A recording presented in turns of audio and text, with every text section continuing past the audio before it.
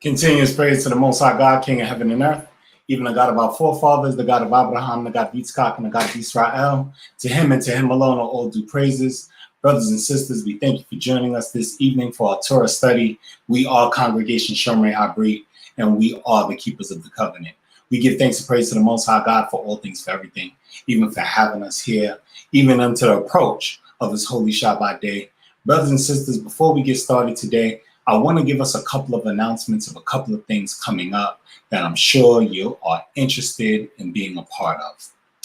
First thing, when we get to our announcements, I want to talk about this evening happening, the Chief Rabbi W.A. Matthew Commemorative Committee presents the Chief Rabbi W.A. Matthew Youth Unity Shabbat. Tomorrow's leaders begin today.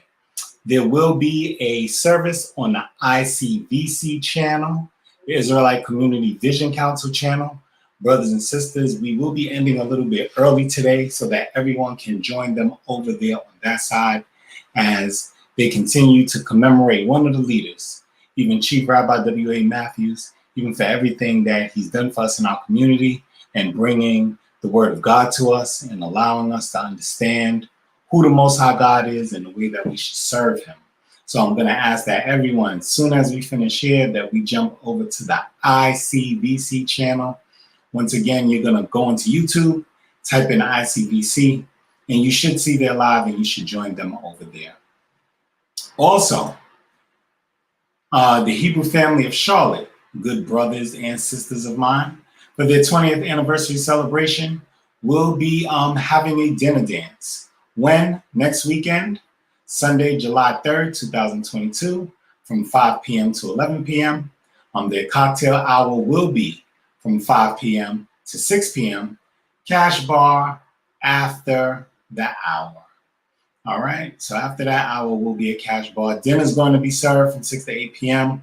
Please dress to impress. It will be a formal affair, and tickets will be $100, and they will be having live entertainment.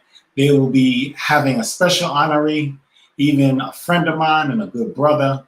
The special honoree will be my brother Cohen Shaitmiyah, then Cohen Lewy, then Lewy ben Israel. This event will be happening at the Sweet Magnolia Estate, 10101 Bailey Road, Cornelius, North Carolina, 28031.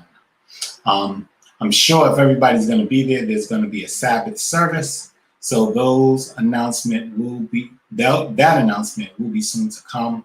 For everyone who needs tickets, please contact Akavishadai at 704-904-0370 or Coach Shakira at 980-230-6041.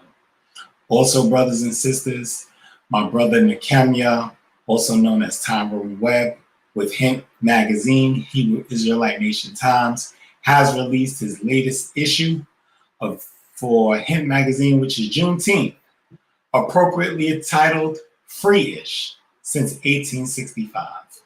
My brothers and sisters, please support him even by going to www.madcloud.com/browse/issue, the number you see below, or just go to madcloud.com and find the Hint Magazine over there and support the brother. This is a very good magazine. It is something that is for us and by us. So I ask that you continue to support him in everything that he does. All right, brothers and sisters. So as we get back to our Torah study, see everything that's going on. Let's talk about that issue. And we're going to say our prayers and stuff, but let's talk about that issue for the Torah study of the relationship dilemma. Success or failure? Why? Getting to know you? She does, but he doesn't, and vice versa. Now I'm just going to tell y'all this, and I want y'all to keep this in mind. All of us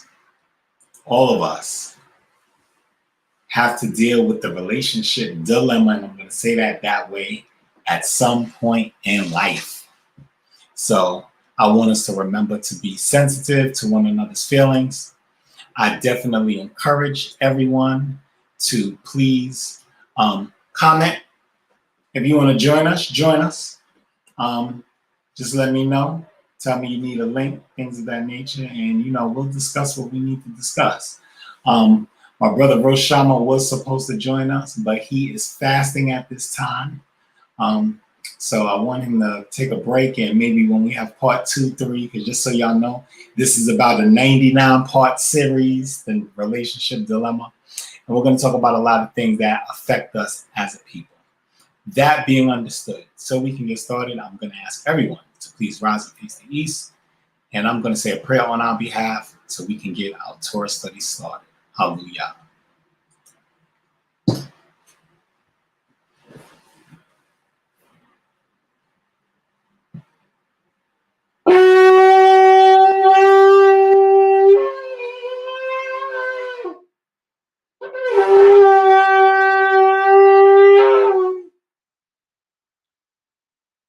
Hallelujah. Yehovah God, God of the heavens and God of our forefathers, even the God of Abraham, the God of Yitzchak, and the God of Israel. We give thanks and praise to the Most High God for all things, for everything. We give thanks and praise unto you, O Yah, for allowing us to open up the book of your law this night. That Yehovah God, as we pray to you with purpose, as we pray to you for understanding, as we pray to you for knowledge, and as we pray to you for wisdom, that you will bless us in such a way that we might understand how to call upon you, that we might understand the topic that we speak of this evening, even of the relationship dilemma. And that, Yehovah God, you will cause us to understand righteous relationships. That, Yehovah God, you will cause us to understand wrong relationships. You will cause us to understand how to walk before you and be found acceptable before you. So we can build righteous families, so that we can have righteous tribes once again, Yehovah God, and we can be that nation so desired once again. Therefore, I ask, as we enter into your holy Shabbat day, as we approach toward the Shabbat, Yehovah God, that you cause us to understand how to be before you and be found acceptable before you, that you cause us to understand, Yehovah God, righteousness in all times and all seasons, that you will bless our words, that you will speak through us, Yehovah God, that you would have us to be able to speak clearly for people to understand us, that you are the one and only true and living God, and the way that we should serve you with all our heart, soul, and might. We ask, God, that you enter into our meeting, and that as you enter in, Yehovah God, that you would tell us the things that you desire for us to know in order that we might be right before you. We call upon you because we realize that you are God and God alone, that beside you there is no other. All glory, all honor, and all praises unto your name now forevermore. Hallelujah. Amen. Brothers and sisters, you may be seated. Continuous praise to the Most High God, King of heaven and earth, even the God of our forefathers, the God of Abraham, the God of Yitzchak, God of Israel. Brothers and sisters, we thank you for joining us. I am Maury Yitzchak Ben Dan, the spiritual leader of Congregation ShomrayHabreet, and we will be having our discussion today concerning the relationship dilemma. Now, I'm going to have a Yakia join us in a little while. I want us to understand this. When we talk about the relationship dilemma, we are going to focus on people trying to build righteous relationships. What we're not going to do is talk about relationships that are, and that's this one, relationships that are forbidden, right? Even though relationships that are forbidden may come in.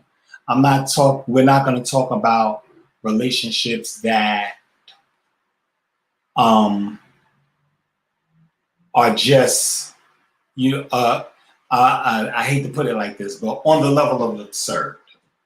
But we're going to talk about relationships of how we build and how we go about doing things and how we meet one another.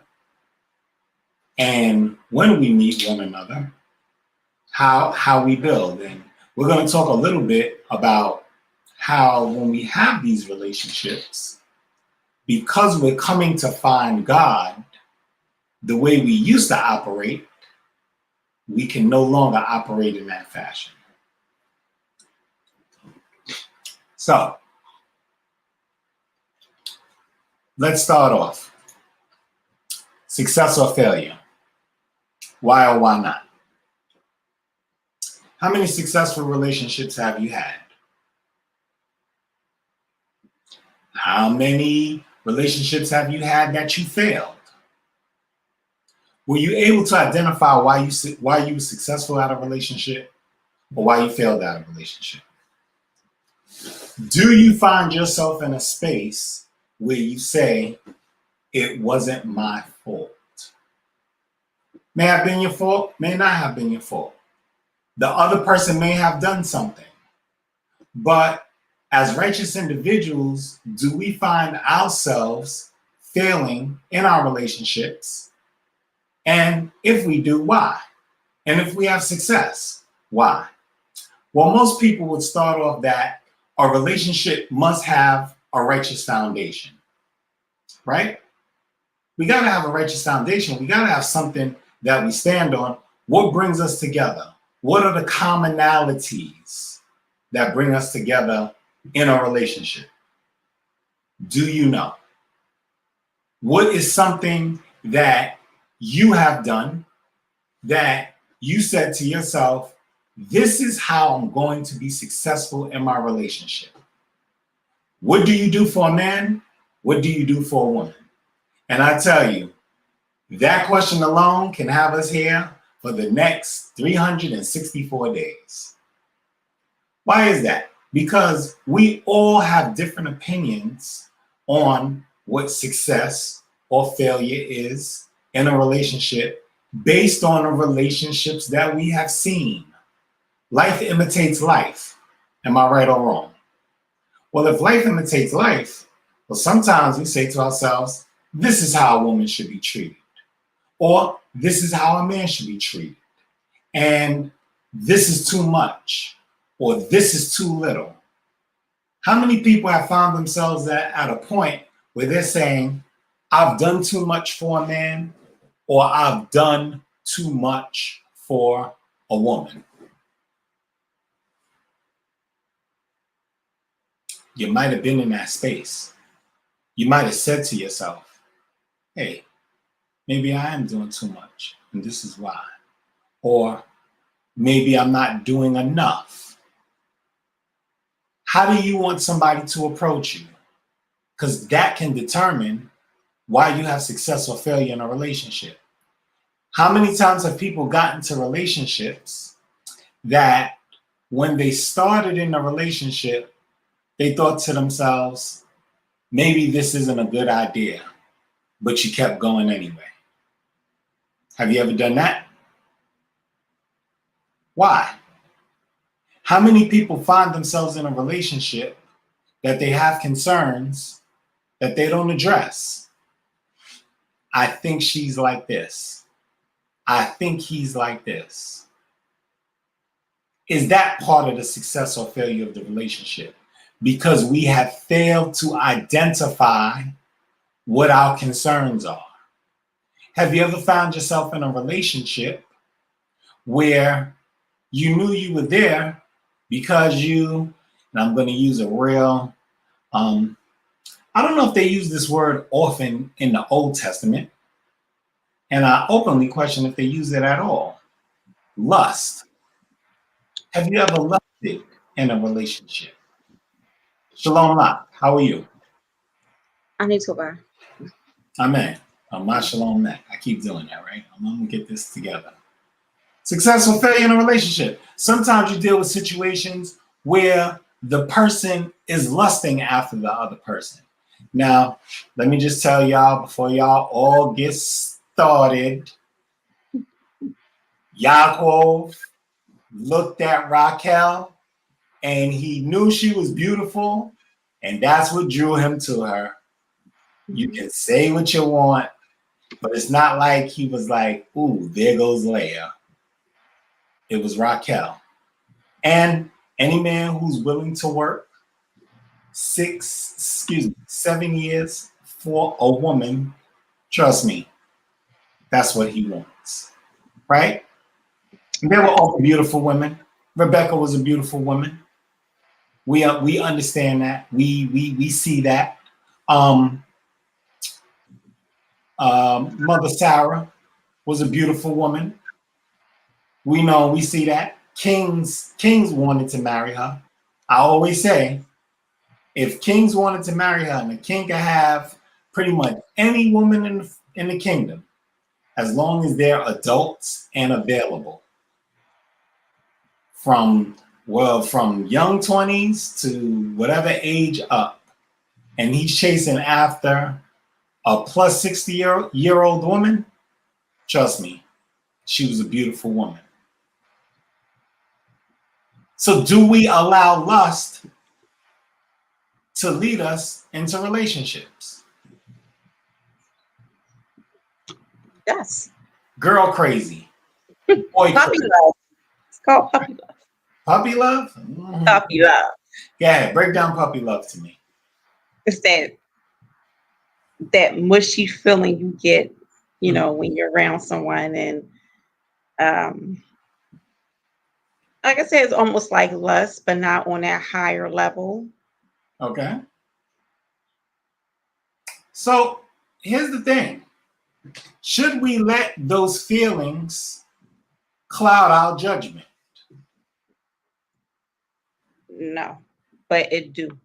But it does. Of course it does. And why does it? Because sometimes we're sitting there, we're looking at situations, we see what's going on, and we have to stop and we ask ourselves, we have concerns because we see the person do this or we see the person do that.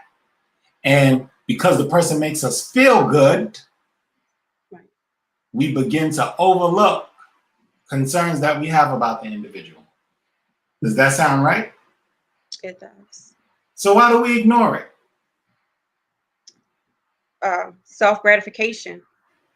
We Mm, want what like we that. want at that time. We forget to look inside first. We look always on the shell. Absolutely. Absolutely. And it's what we want. Okay. I've been looking for something like this. I'm attracted to something like this. I'm drawn to something like this. But we all know the statement, everything that glitters isn't gold. Do we remember that one? Right? And so when we find ourselves there, we say, hey, okay, so how do we avoid falling to lust? Well, talking, communication, Communication. trying to, figure out what's beyond the beauty, Mm-hmm. because that fades after a while. And like the saying goes, beauty is vain. You could be beautiful all you want, but if you don't have nothing up in here, that doesn't matter. Mm. So now Dropping Proverbs 31 on us after you did a Torah study. I got you. Mm-hmm. Go ahead. I'm listening. so let me forget what I was about to say. Mm-hmm. Dag, Maury. I didn't mean to do you like that. I was just like, good, great plug, great plug. I seen what you was doing there. Yeah, beauty is vain, right? And the beauty will eventually fade. Okay. And we all believe we'll be beautiful forever. But the reality is, there is a point where the beauty will fade and you will have to deal with the person's what? Personality. And I want to talk about that right now. How many of us actually take a deep look at the other person's personality before we get together? Some people do, some people don't. I tend to disagree. A lot of people don't, and some people do. I'm going to say that. Okay. A lot of people don't. We put a high priority on aesthetics. We put a high priority on this is the type of person that I want, as opposed to looking at who the person is on the inside. Okay. So we've heard about this before, right? You can be a beautiful person on the outside, but a horrible person on the inside. Does that sound familiar? Yes. Your attitude is ugly. Your personality is ugly. Well, when we try to get together for relationships, we're going to have to stop and we're going to have to understand that, man, listen, I'm going to tell you, ain't nothing wrong with getting together with a beautiful person, because that's what people do. It's what we're attracted to. My only question to you is the next phase. She caught your eye. He caught your eye. Now that this happened, are you looking at their personality? Are you taking the time to stop and say, okay, let me get to know him better. Let me get to know them better. And do we do that? Well, this is beyond righteous relationships. This is beyond relationships that we see in the world. Because sometimes we date outside of our race. Does that happen? Yes. We date outside of our culture. We find ourselves dealing with people who actually, brothers and sisters, I want us to keep this in mind, people who actually don't serve God the way that we serve God. Does that happen to us?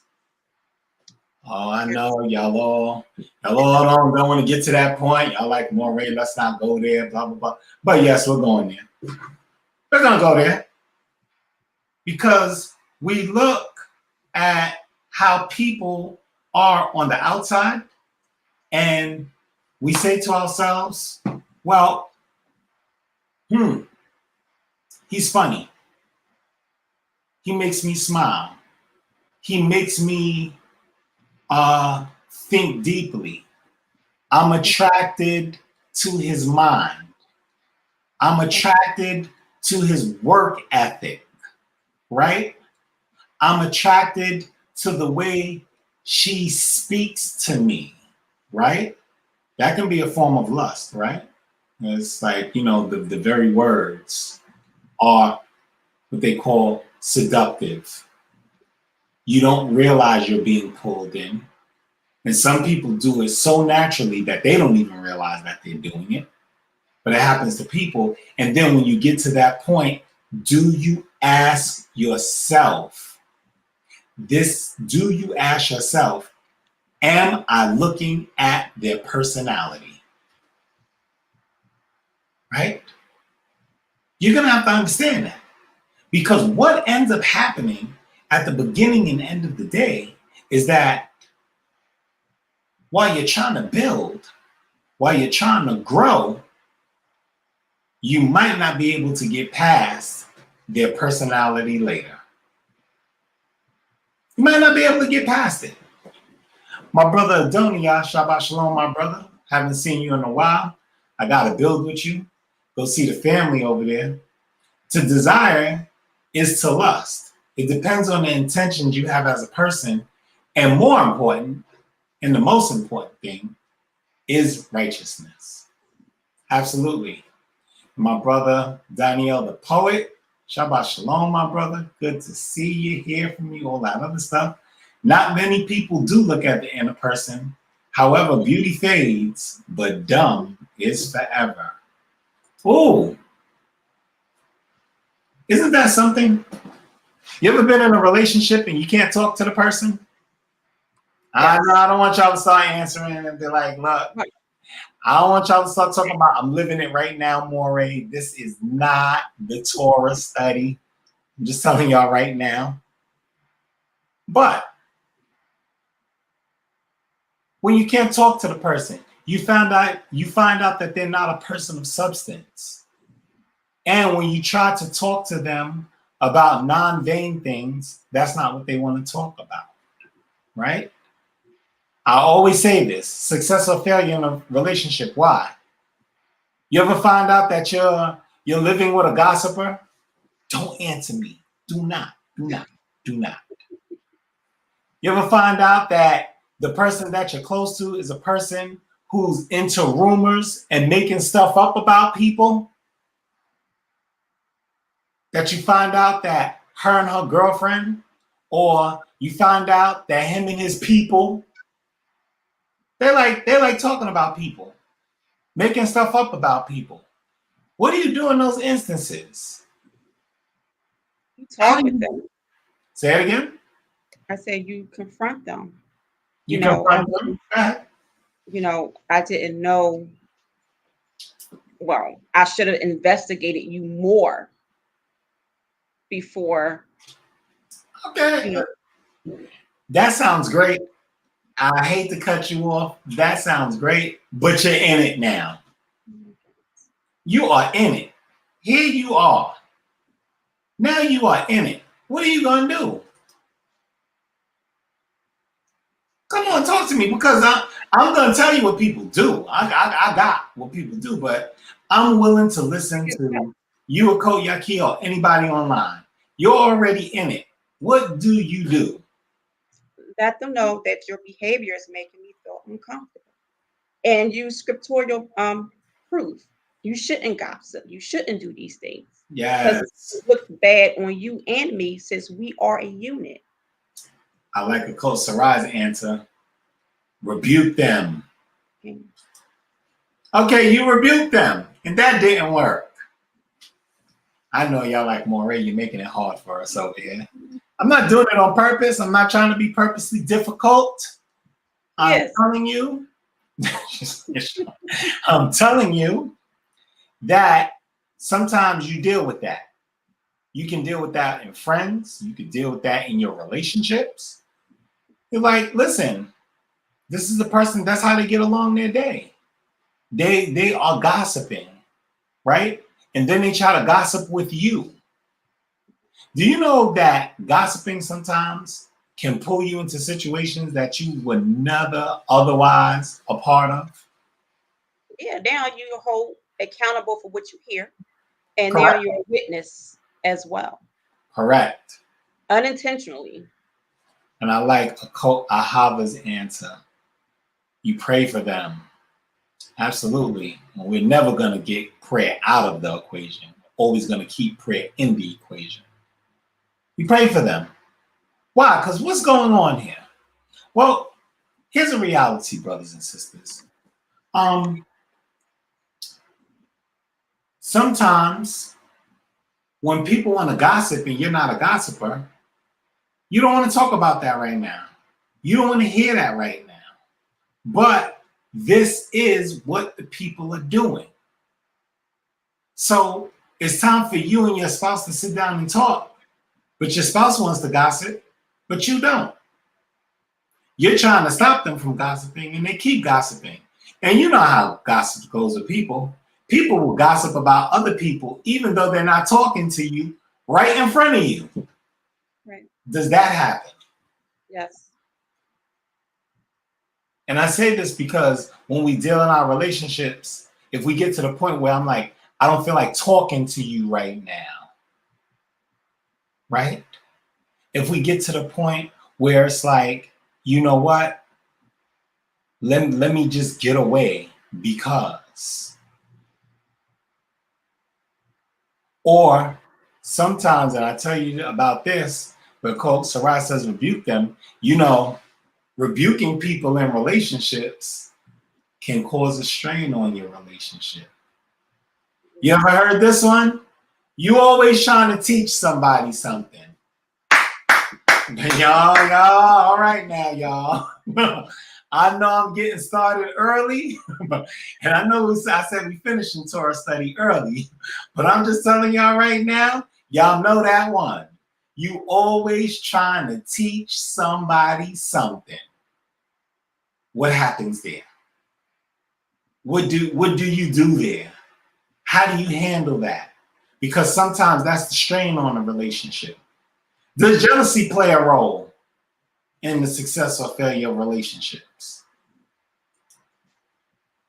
Repeat that, Moray. I didn't hear you. Does jealousy play a role in the success or failure of relationships? Yes, it does. Okay. How? Well, I'll use us as an example. No.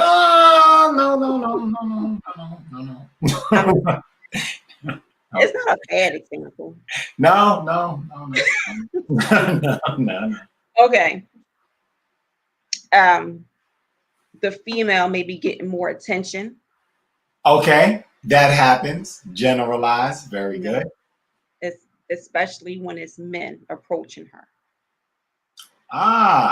Sometimes men don't like the fact that multiple men are approaching his wife, Right.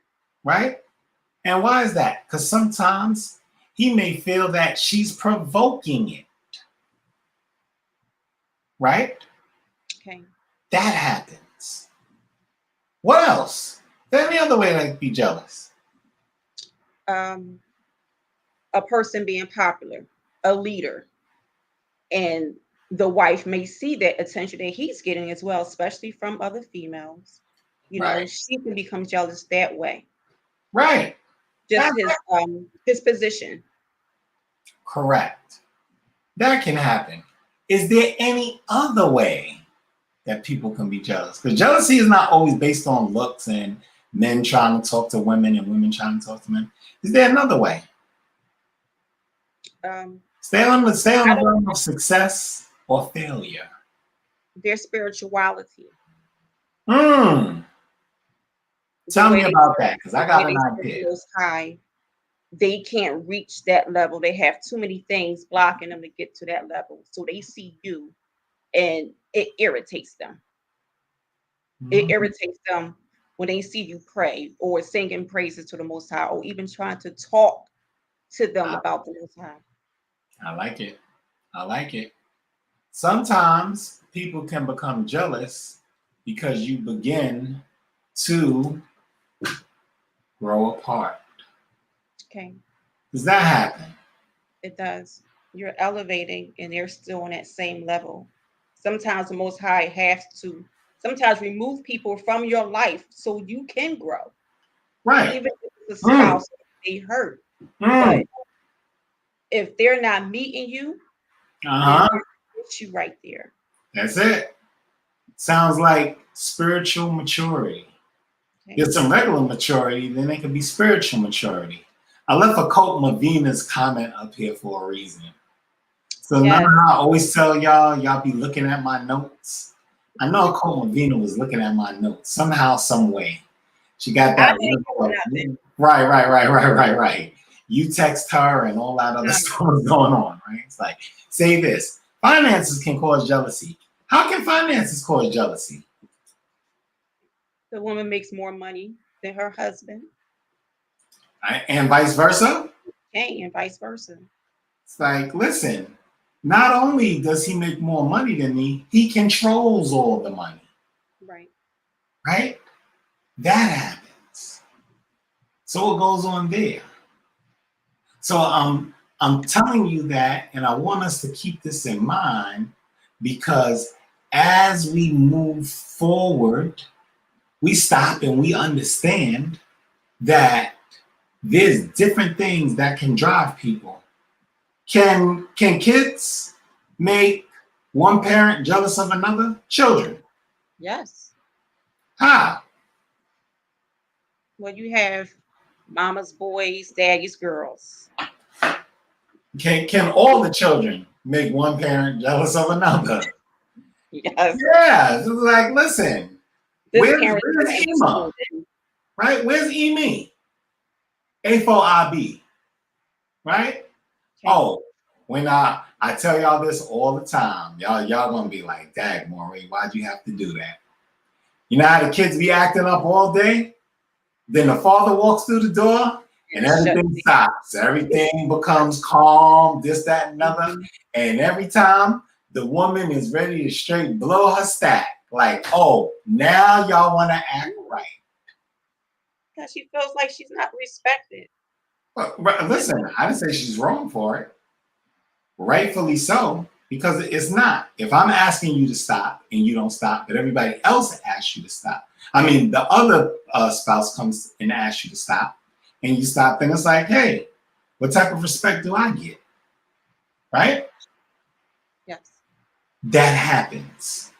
And I want us to keep that in mind, because a lot of times when we deal with these things, we look at them and we say that we're not jealous of the other, but we are. And in turn, we end up taking that anger out on one another. Oh, these kids only want to listen to you.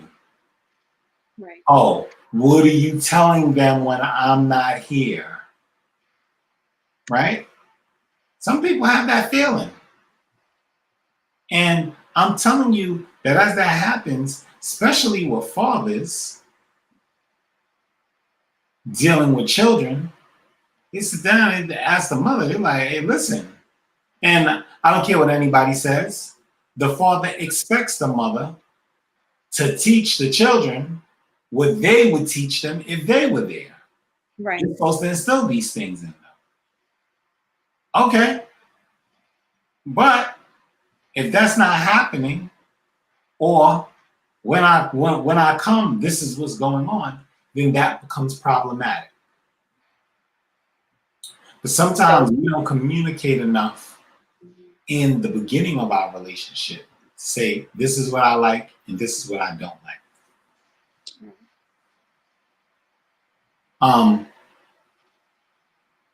Can the way you dress cause success or failure in a relationship?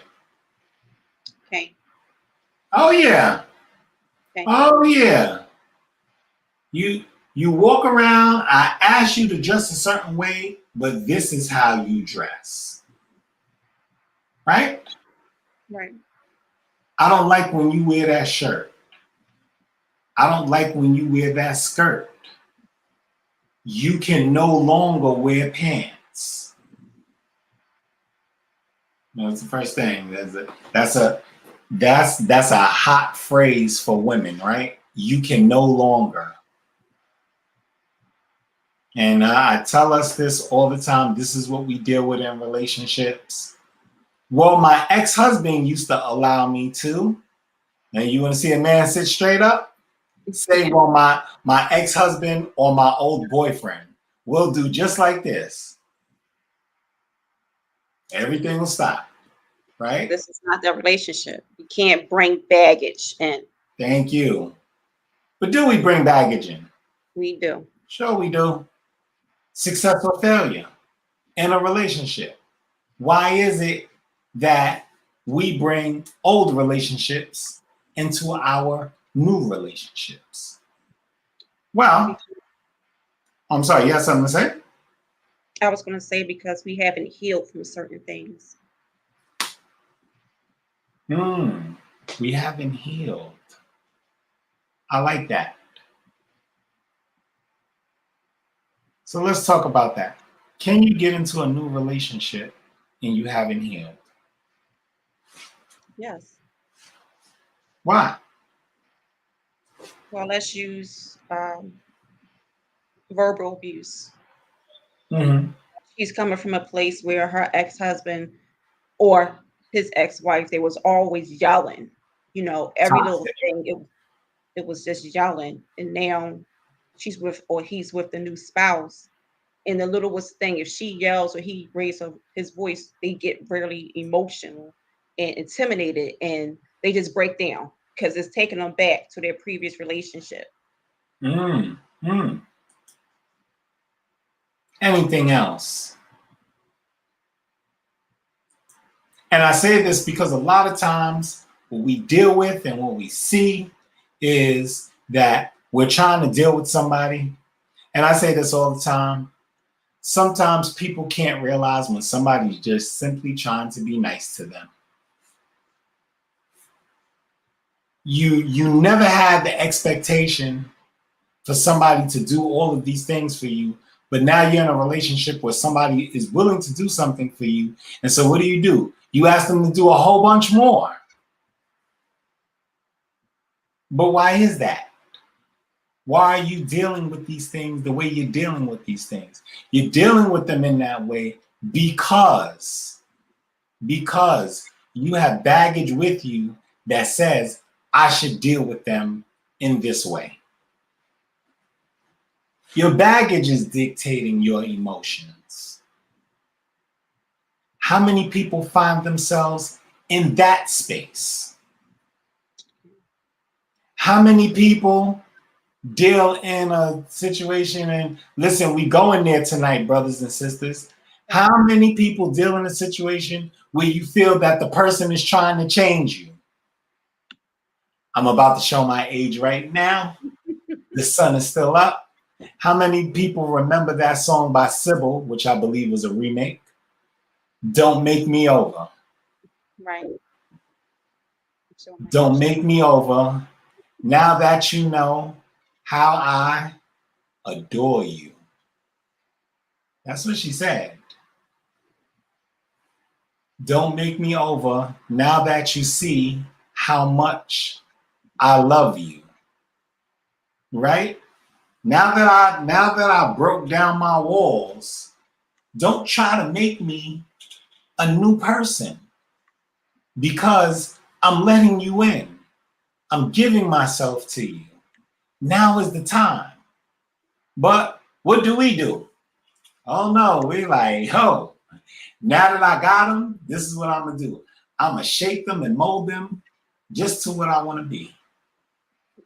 That's not healthy because you ain't nobody's puppet. We're not puppets. Correct. We're not puppets. This is not how we do. And here's a reality. Here's a reality. And I want us to keep this in mind. How would you feel if you knew somebody came into a relationship with the intent to change you? How would you feel? I'm uncomfortable. I know that's a red flag. So we shouldn't ignore the red flags. Oh, They no, may not try at to all. change me into something that I'm not comfortable with, and it may disturb my spirit just to appease him. May disturb your spirit. Never know. It's like, hey, did you come into this with ulterior motives? And I'm going to tell you this right now. Every relationship has a level of what? Compromise. Okay. Every relationship has a level of compromise. Hold that comment there because I want to get to that. You're going to have to understand that just because a person asks you to do something, that doesn't mean they're trying to change you. That means that they may see something better in you, or they may see something that benefits the relationship for you two to deal with each other better. I always say, listen, can over talking be a way that negatively affects your relationship to the failure? Yes. Of course. Why? Because now I feel like you don't listen to me. You don't respect me. You don't respect my word. And every time I'm trying to tell you something, all you do is overtalk me. And that's why we start arguing. Because you don't let me get a word in what? Edgewise. So I want to deal with this comment. But what if the old you is negatively affecting the progress of the relationship? Well, listen, I'll be the first one to tell you. If you got baggage, Okay. that's one thing. But what if you actually need to change? What if there's something about you that is negative when you came into the relationship that is affecting the progress of the relationship? Now, what do? Well, if you want to save your relationship, Mm-hmm. you have to change. And sometimes the person may not know that this is what they're doing. The old person, the old spouse may be comfortable with the new spouse, not so. Right. Change has to come willingly and with self-assessment. Did y'all hear that right there? Mhm. Willingly and with self-assessment, even if the person needs to change. Right? Okay. F. Maureen Allen, Shabbat Shalom, says, it also makes you feel that you are not trusted. Facebook user, I don't know who you are because your name's not coming up. Shabbat Shalom to you. To my brother Nikemia, told y'all I was talking about that's the brother. Juneteenth issue. Please see him. Shabbat Shalom, my brother. Akol Kaza says there's a difference between someone trying to change you and a person helping you to grow. Big difference. Let me start giving a round of applause right now. Big difference. And Akol Sarah agrees. Everyone isn't trying to change you. Sometimes people are showing you the growth in you. Sometimes y'all have to look at each other and say, hey, this is what it is. And guess what? There's sometimes where there was things that I initially agreed with that I no longer agree with. Is that possible? Can that happen? Yes. Is that like a real thing that we have to deal with as a people? Okay, so when that happens, you gotta come to a level of compromise. And that's where that 4-letter word comes into play, LOVE. Because when love is there, there will be a level of compromise. Okay. When love is not there, then it's I do what I do, you do what you do, and come what may. And that's why I get into our next subtopic of getting to know you. Because when you compromise, you're trying, Mm-hmm. you're attempting to make things better. You Yes. know, and you want to make your partner comfortable. I think somebody said not being trustworthy. Mm-hmm. You don't want to be in and out, which can happen with your feelings. I don't know what type of mood you in right now, so I'm back away until you okay. Or, Mm. you know, I thought you was this. You're changing. Not for the good either. What's going on? Right. Listen, some people, and I want us to keep this in mind. Some people feel like they are walking on eggshells around the people that they are with. Oh, well, I can't say this. Well, I can't do that. I'm afraid to go over here because. Listen, can you find yourself in a relationship with an obsessive person and not see the signs of them being obsessive at first? Sure. Oh yeah, sure. I tell you, the downfall of all men when you're used to controlling a woman and she finally decides to have a mind of her own. Mhm. Oh, big issue. Big issue. Now all of a sudden, I don't think that I want to do that. What do you mean you don't think you want to do that?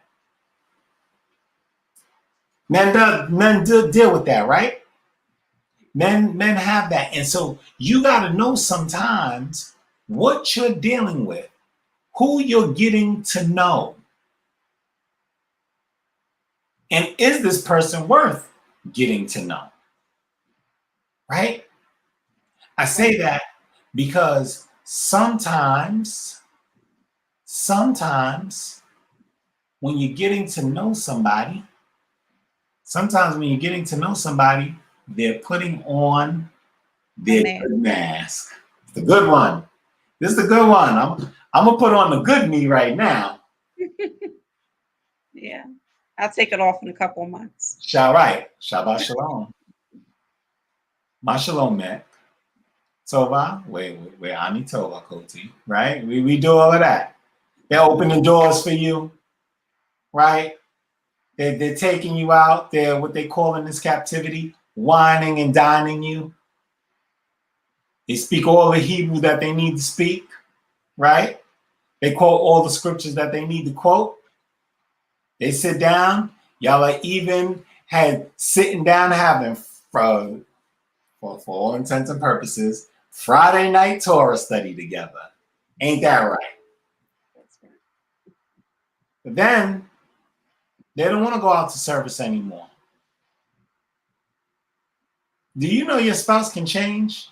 And they could not want to serve God anymore? It happens. Then what do you do? So as I bring up this comment, love isn't the most important part of a relationship, though. Respect is. We don't always respect those we love. I agree with you in part. Kosara agrees with you. But I agree with you in part. Love isn't the most important part of a relationship. I'm going to tell you that God is the most important part of a relationship. Right. But you need love for a relationship to be successful. You need respect for a relationship to be successful. You need compromise for a relationship to be successful. How many people are looking at that? It's hard to when you're looking at lust, when you're lusting. I got respect, but I don't have love. We got love, but we don't have God. Mhm. You understand what I'm saying? I'm telling you that as we deal with these different things and as we walk these different walks that we have, we're going to have to understand what is the glue that holds us together. He cares for me, but he doesn't love me. See, we going to get on this route and we ain't never going to get out of Torah study tonight because y'all going to be like, Moray just came with the right? You'll be like in the right? That triple, like, wow, how'd that go down like that? Because we respect one another, but we don't got true love for one another. And we claim we got love for one another. But a sorry doesn't mean that I love you. No. Right? I'm sure you sisters can more than agree with that. Not right? doing it again. And so what we do is we live in this tier system of he does, then I do. He does, then I do. His energy, my energy. And guess what? If your energy is here, then I'm coming to you with that same energy. Right. I'm not going to continue to be that person. Well, what happens with that? Because you could get to know somebody. The person I am at 20 is not the person who I was at 30, is not the person who I was at 40. The tolerance. If I am that same person, hold on, if I am that same person, something is wrong. Right? So, tell me, what do I do when the person is changing and I don't like who the person is changing into? When I'm getting to know you and I'm not liking the adult you're becoming, how do you handle that? You sit down and remind them of who they used to be and what they're becoming. Yes. Yes. I like what you just said right there. Because a lot of people don't like that. I see you changing. I see that the zealous person you were, you're no longer becoming. I see you gravitating away from God. And as a result, I see you gravitating away from me. It seems like you don't want to spend time around me anymore. It seems like you don't want to go to service anymore. Y'all know me, and I'm not going to give y'all that lesson right there, but I'm going to tell you, we became a little bit too comfortable with YouTube, Zoom, Facebook, LinkedIn, and all these different social media outlets for our spiritual connection. Right. You need to come and be around people to serve God. Right? And I like this comment. What is the foundation built on? If you don't have the Most High as your foundation, there is no true union. It's just how it goes. It's just how it goes. We're growing apart, but are we growing together in God? With God? Around God? Right? I'm at service, but you're not.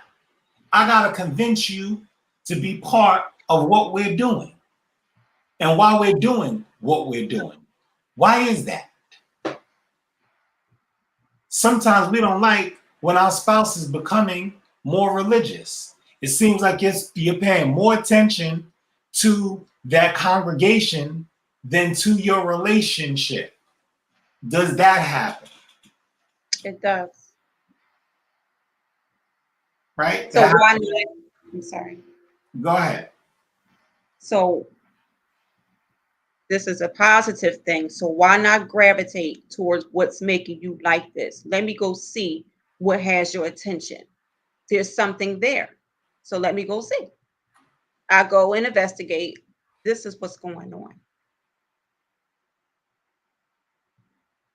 My Ish is running a camp.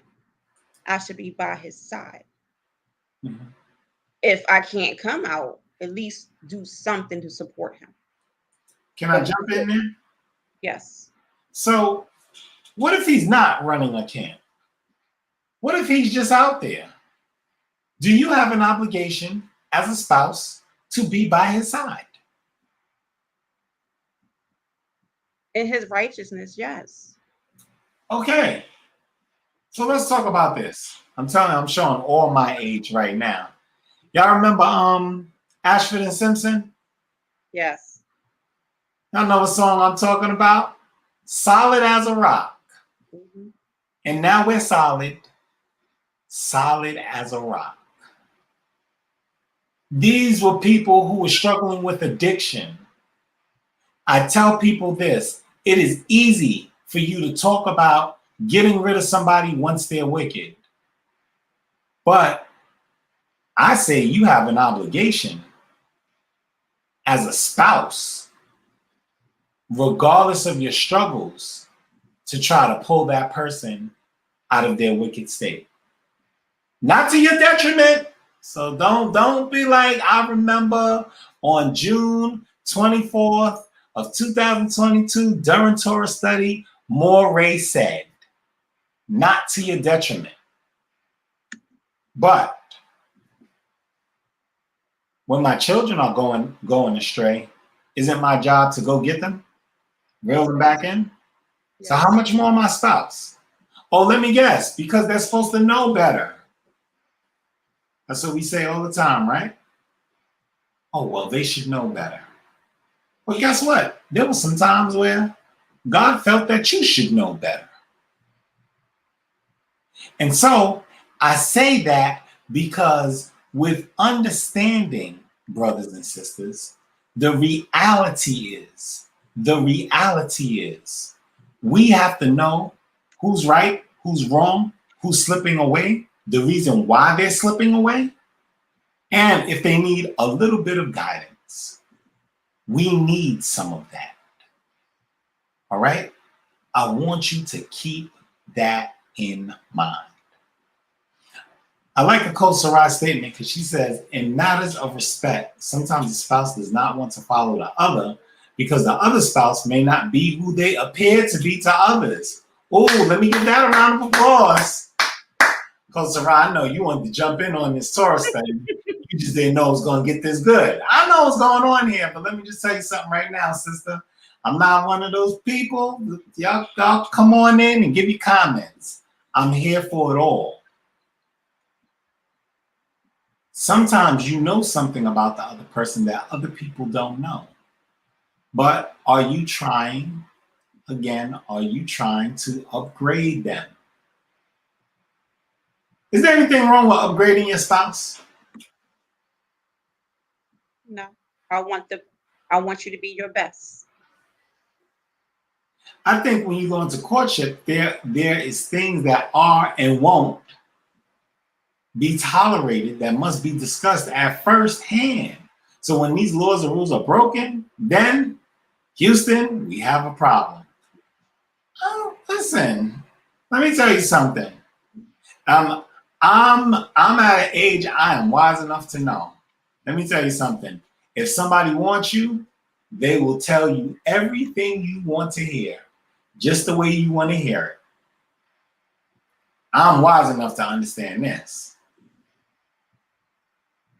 You sit down and be like, do you like red? If you like red, do you like to go outside? If you like going outside. What do you want to eat for dinner? What do you want to eat for dinner? That's because they want you. They're willing to do whatever they need to do in order to get to that point. Upgrading is changing the spouse.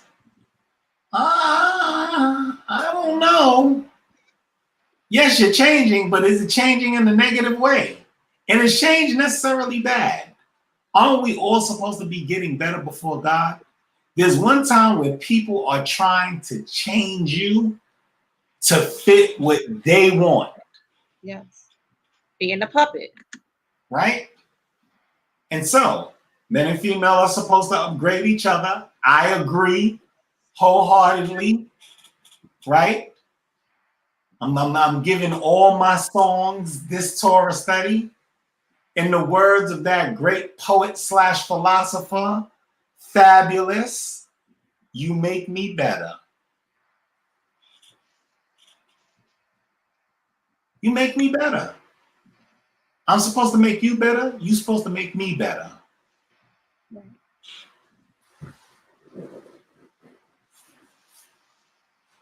Your spouse is supposed to be, y'all know this statement, your better half. Right? Yes. Physically, spiritually, mentally, all of that. Put it together. A coach Saraj just said, critique you to their benefit. So I heard a coach Yakir talk about that verbal abuse when somebody's breaking you down. I always say this about eggshells. You know, there's always that thing. It's like, I know I just got your hair done. Did y'all hear what I just said right there? I know I just got your hair done. That's his way of saying that he paid for it, right? I know I just got your hair done, but why'd you do that style? What does that translate into? Like, get your hair done the way I like it. Oh, right. But does a woman have a right to get her hair done the way she wants to get it done? I mean, she got to wear it, right? Yes. Wait for her to feel pretty. But the reality is that's not a critique that is beneficial, right? Sometimes I always say all the time, learn to start off with a boquet tove. How you wake up complaining? Oh, why is this not like this? Why is that like that? The bathroom, blah, blah, blah, blah, blah. Oh, somebody left the thing in the kitchen. You know, there's some houses, especially houses with multiple children, you wake up and it's helter-skelter. Everybody's all over the place. Oh, well, this is like this is like that, blah, blah, blah, blah. No. Learn to address problems, learn to know people. And guess what? You can't know everybody before you move in with them. You just can't. You can get some things about the person. You can find out if you can talk to them. You can find out if y'all can get along. But guess what? I always say, you know, I come from a Caribbean household. There's a way we like our houses to be kept. And there's this thing in the Caribbean about a shiftless woman. A shiftless woman is a lazy woman, right? The house is there's clean, and then there's how I like my house to be clean. Right. Organization. Oh, you know, what do they call? Oh, he's so anal. Oh, she's so. This has to be over here. This got to be like this. Well, he wants his thing. Oh man, Matt Smith, that's hilarious. Don't put up that comment. Okay. I'm just gonna say, you know, there's all these different things, and you might want things to go a certain way. And guess what? That doesn't necessarily make her lazy, but she might not be able to meet your level of how you want your house to be. And guess what? That's not something you could talk as much as you want about it before you get together. Sometimes women don't know how to cook. That happens sometimes because in their household, they weren't required to cook. Right? Oh, Colt Mavini, you hit the nail on the head. My mama always said, come see me and come stay with me is two different things, right? That's it. I ain't gonna say it's OCD, occult Mavina, but there's, you know, I understood, I appreciated my mother, you know, for the way she kept the household. I used to think it was a little bit over the top, but I understand her now. Cleanliness can create havoc. You're gonna have to explain that a little bit more to me, Coach Saran. But the compromise is for the man to pay for a maid. That is so hilarious. Like, I almost missed this joke. I was so serious. I was like, wait a minute. The compromise is for the man to pay for a maid. But hey, let's talk about that for a second. I'm gonna say this comment and then I'm gonna get back to the comment about the maid. If one spouse is messy and the other is not, there is an issue. A Sarai, you ain't never lied. When I say you ain't never lied, you ain't never lied. Stop leaving your stock around, Moray. That's what we're gonna do right now. All right. Let's move forward. Can two walk together unless they agree? Agree on what? It's the book of Amos, chapter 3, I believe is verse 8. The laws of Yahweh. We must always pray for and about the spouse we desire to be with. You're talking to my soul right now, brother, while moving in righteousness, because that's the only way to go. How many of us pray to God that our spouse will understand us? And guess what the problem is? Because if I'm praying for polygyny and you're praying for monogamy, we got an issue, right? I'm praying for you to be clean and you're praying for me to ease up and just not give so many, you know, demands. That becomes an issue, right or wrong? You're right. And so I say that because sometimes the compromise is for a maid. I tell people all the time, it's like, it's not how it was in the 30s and the 40s. We're progressing as a people. So you might not be able to pay for a maid 7 days a week or have a live-in maid because you might not be rich. But you might be able to pay for somebody to come clean your house once in a week, right? And you maintain it the rest, or twice in a week. And let me tell y'all, some of the foolishness that we put money out for, you can actually pay to get it done. We just think that is beyond us. And I can still talk about this now because the sun is still up here. There's nothing wrong with paying for a maid, right? All these things happen. And I want us to understand this because sometimes if your wife works just as much as you can't expect your wife to be a housewife and a career woman simultaneously.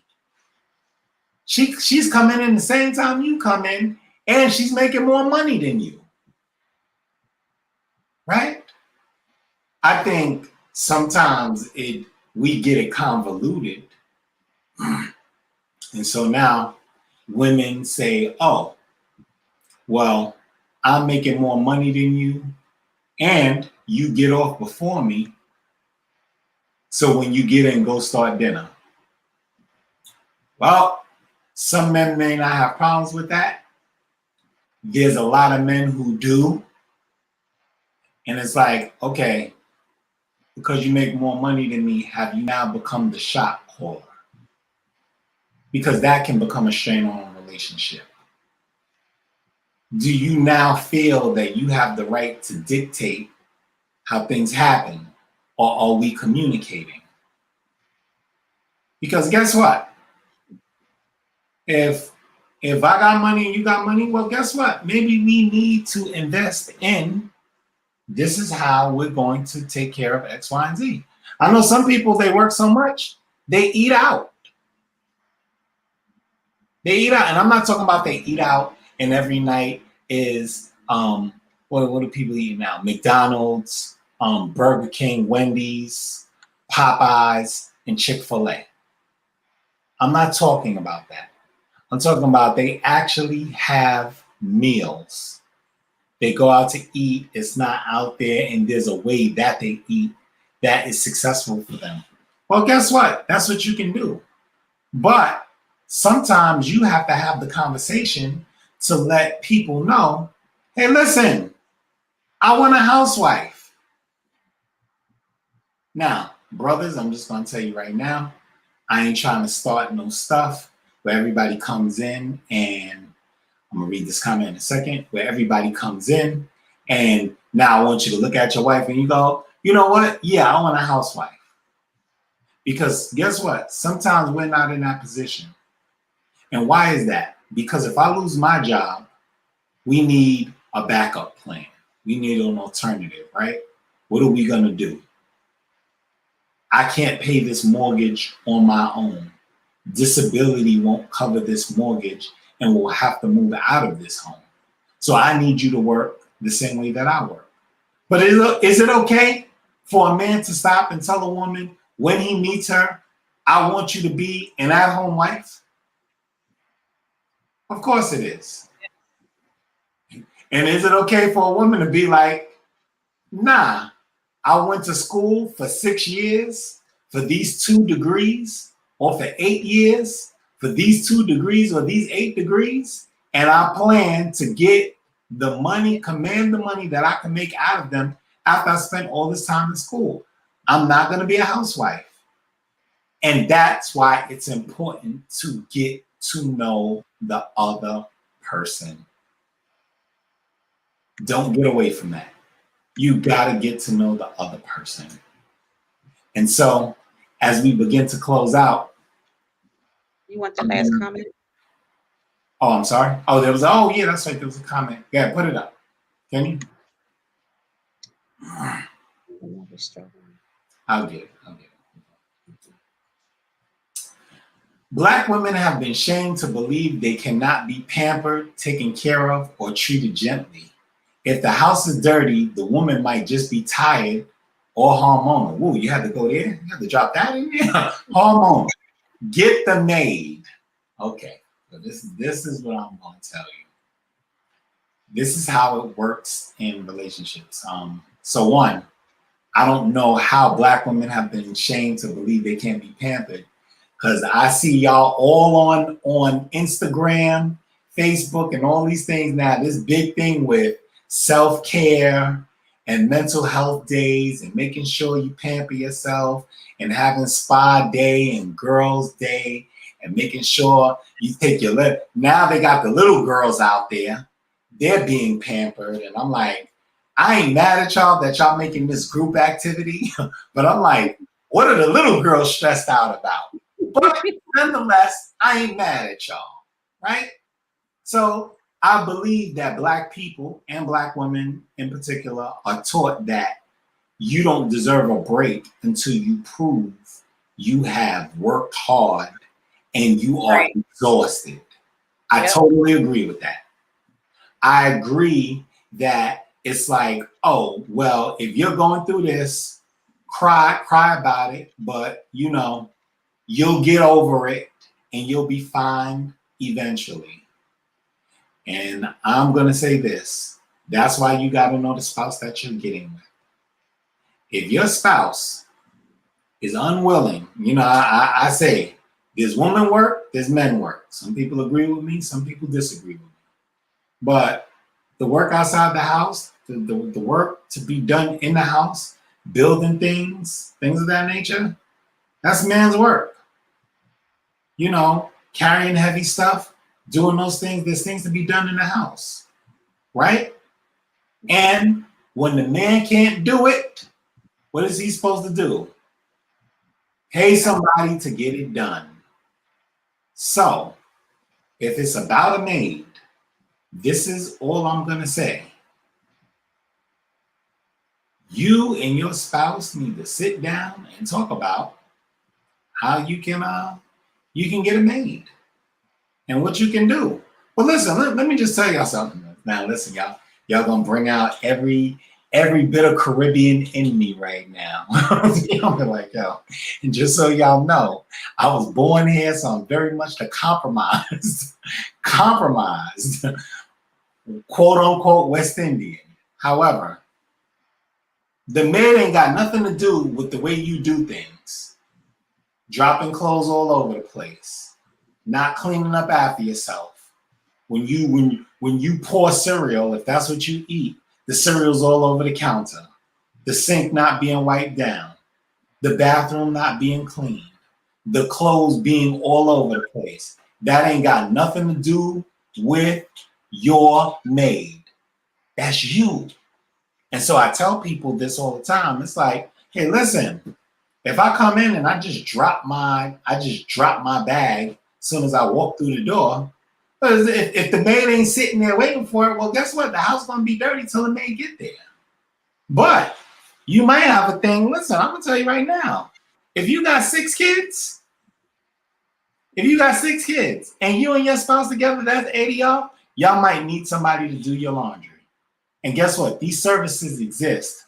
You can go to the laundry and drop your laundry off and ask them to wash it and fold it for you, and they'll tell you when you can come back and pick it up. Those things are there. It happens.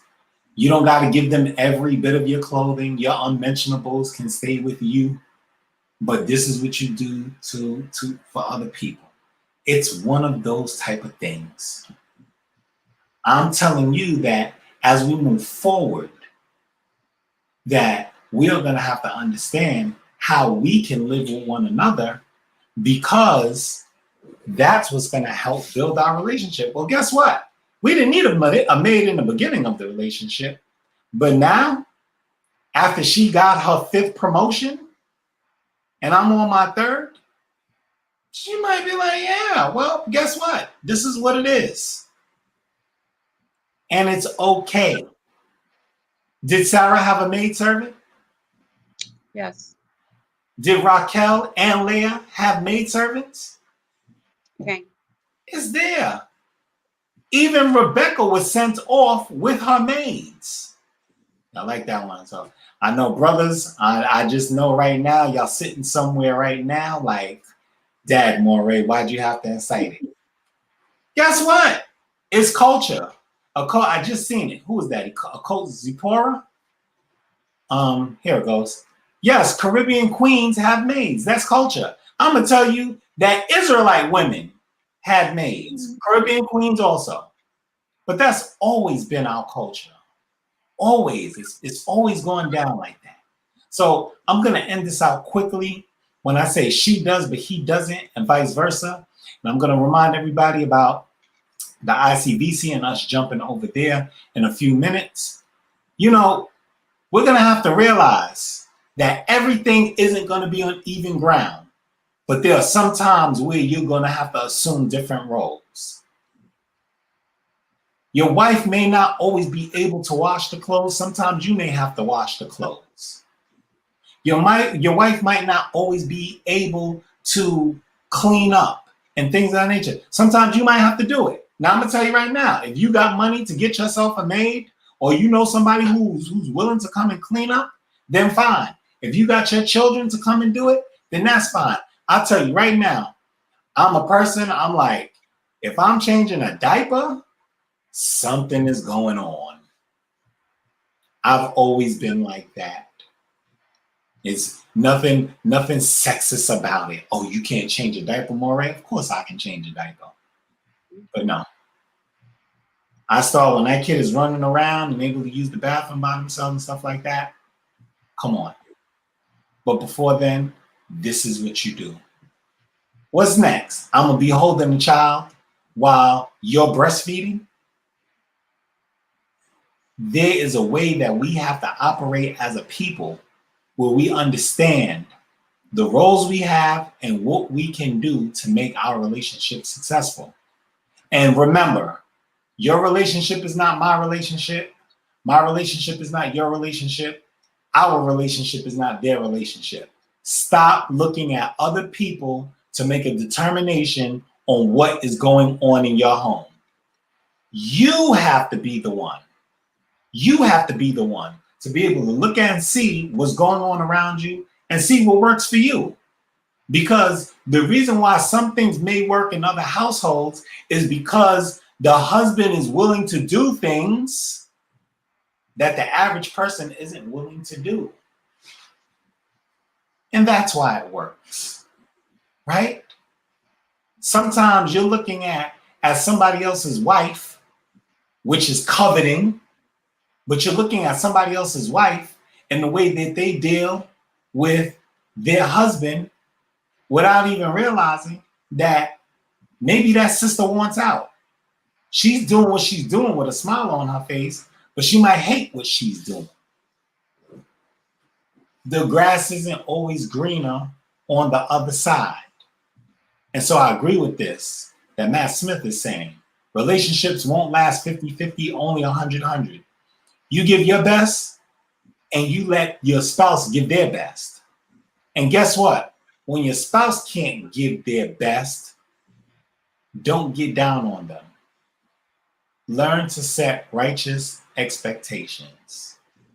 When I was growing up, I was told by my mother, men don't change the diapers of children or bathe them, especially girl children. Absolutely. Okay. Absolutely.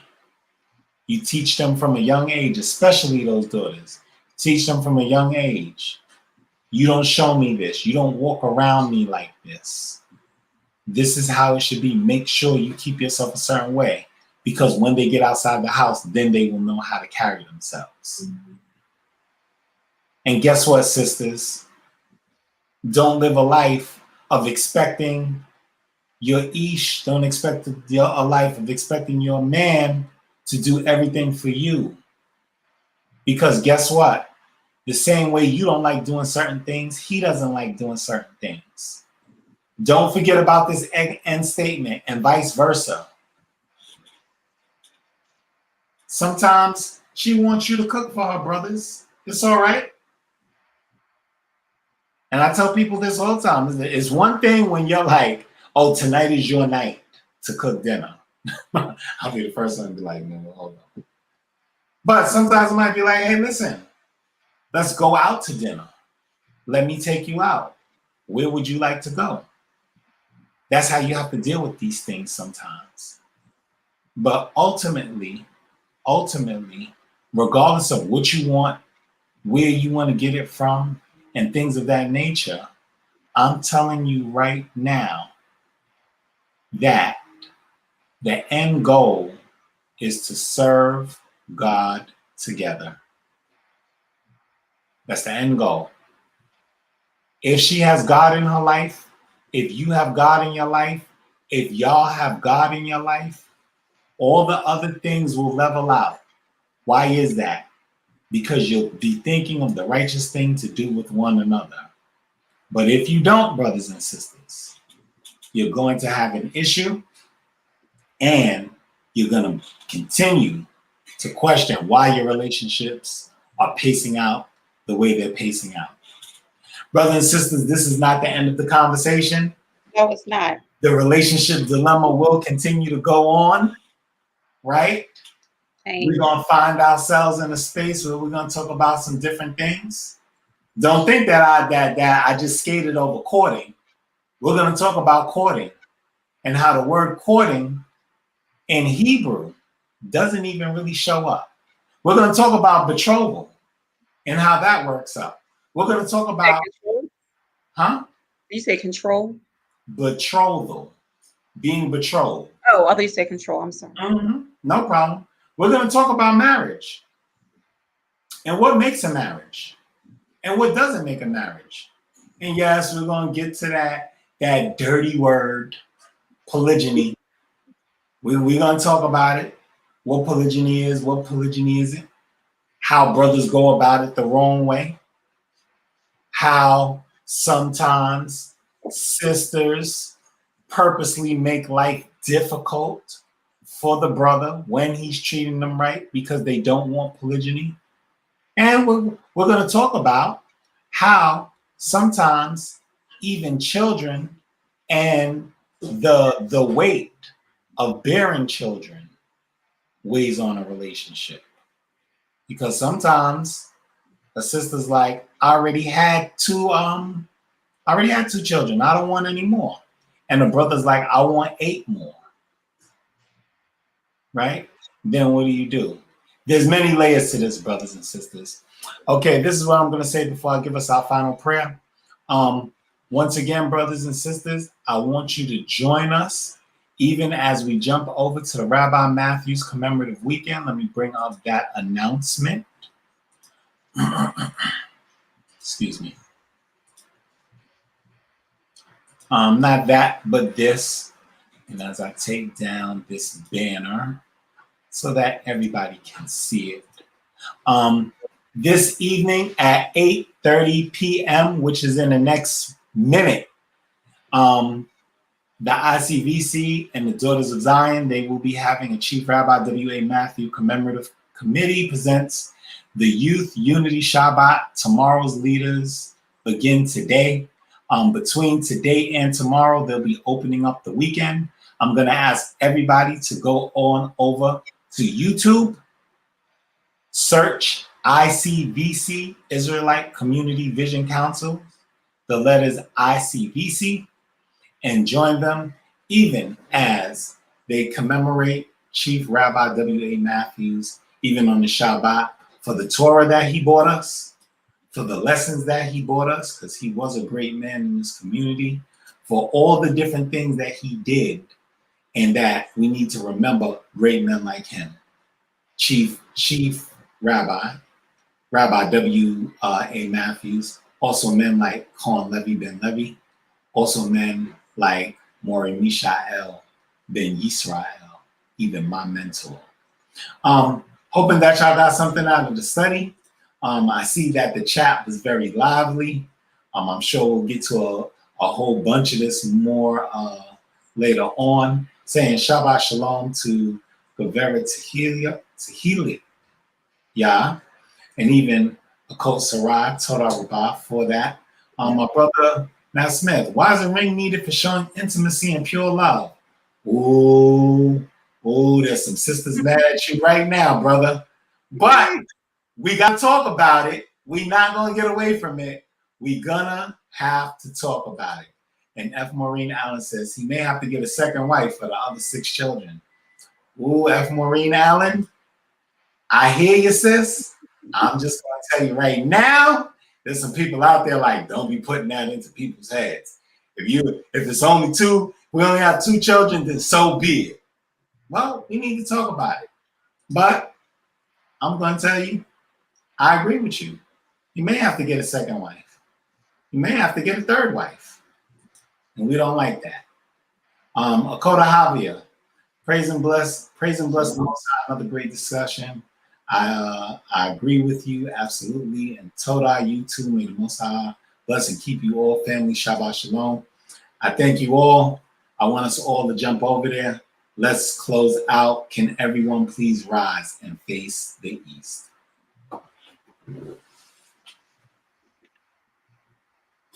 Hallelujah. Hallelujah. Yahweh God, God of the heavens and God of our forefathers, even the God of Abraham, the God of Yitzchak, and the God of Israel. We give you thanks and praise, Yahweh God, for all things, for everything, even for allowing us, Yahweh God, for another beautiful Torah study.